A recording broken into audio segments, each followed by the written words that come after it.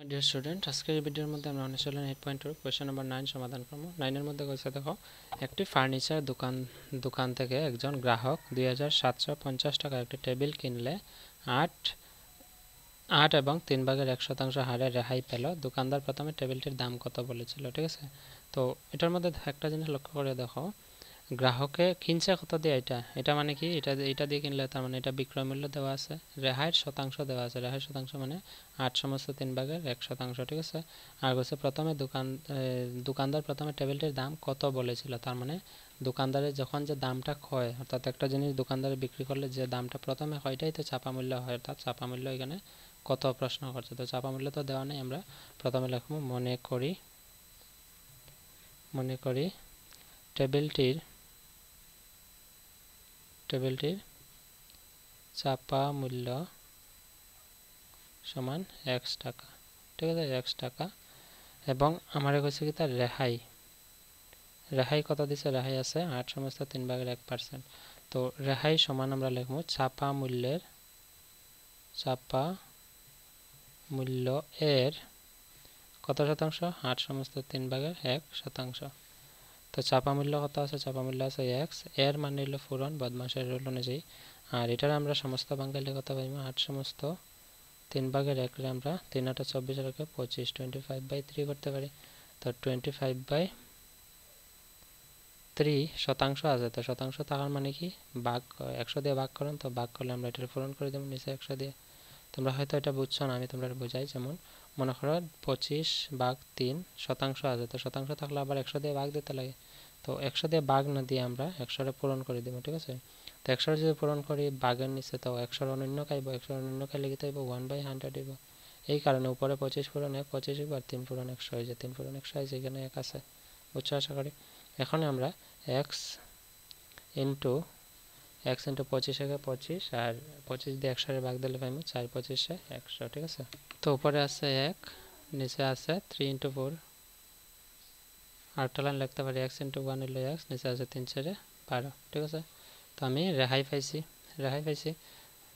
তো চাপা মূল্য আছে, রেহাইও আছে, আমি বিক্রয় মূল্য বার করতে পারবো। অতএব বিক্রয় মূল্য সমান চাপা মূল্য মাইনাস রেহাই, চাপা মূল্য মাইনাস রেহাই সূত্র। তো চাপা মূল্য কত আছে, চাপা মূল্য আছে x, মাইনাস রেহাই কত আছে x/12। তো x থেকে x/12 বিয়োগ করলে এটার নিচে কিছু না, মানে 1 আছে, 1 থেকে 1 আর 12 মধ্যে লসাগু যাইব 12। তো 12 আর 1 লসাগু গেলে 12, 1 দিয়ে 12 ভাগ দিলে 12, 12 পূরণ x হইব 12x, মানে 12x মাইনাস 12 দিয়ে 12 ভাগ দিলে একবার 1 × x মানে x।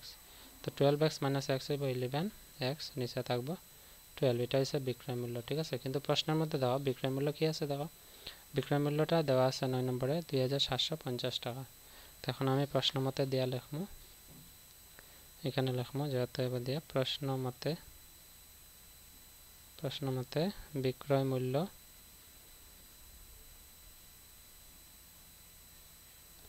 মূল্য সমান কত আছে, বিক্রয় মূল্য 2750 টাকা, যেটা প্রশ্নতে দেওয়া আছে। দেখো এই যে দেওয়া আছে, গ্রাহকে পাইছে, তো এটা আমি লিখছি।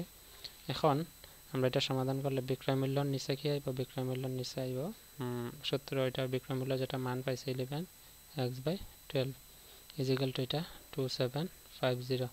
এখন আমরা x এর মান বার করলে পাইলাম 11x ইজিক্যাল টু 12750।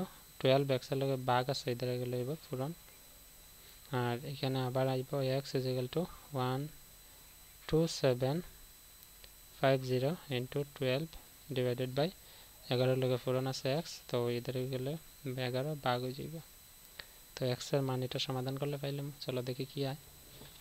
তো 11 দিয়ে আমরা এটার ভাগ দিলাম, 11 দিয়ে 2750 ভাগ দিলে 11 দুগুণে 22 থাকে, 22 27 থেকে 22 গেলে থাকে 5 55, 5 11 55, 0 আছে 250। তো x ইজিক্যাল টু 250 ইন্টু 12। তো x এর মান কত পাইমো, এটা পূরণ করলে আমরা পাইলাম কত আছে দেখো, 250 ইন্টু 12, 2 0 0 5 দুগুণে 2 0 আছে 1 2 দুগুণে 4 একে 5 পূরণ 1 0 0 5 একে 5 2 একে 2 0 0 10 0 আছে 1 2 আর একে 3, ঠিক আছে? 3000, এটার আনসার হইব 3000। সঙ্গে আইব টাকা। তো একটা জিনিস লক্ষ্য করো, আমরা প্রশ্নের মধ্যে কইছিল যে প্রশ্নের মধ্যে কিতা কইছে যে এটা গ্রাহকে অত টাকা দিয়ে বেচছে, তো রেহাই দেওয়ার পর দোকানদার প্রথমে টেবিলটির দাম কত বলেছিল। তো টেবিলটির দাম কত কইব, আমরা এক্স এর মান এক্স ধরছিলাম কিতা যে টেবিলটির চাপা মূল্য, তো চাপা মূল্যই তো হইব এক্স এর মান। তো অতএব দিয়ে লিখবো যে দোকানদার প্রথমে টেবিলটির দাম 3000 টাকা বলেছিল। ঠিক আছে, বুঝছো? আশা করি এটা হচ্ছে সলিউশন কোয়েশ্চেন নাম্বার 9 এর। ঠিক আছে, এখন আমরা কোয়েশ্চেন নাম্বার 10 এর সমাধান, ভিডিও ডেসক্রিপশনে লিঙ্ক আছে, তোমরা দেখলে। So see you in the next video, by.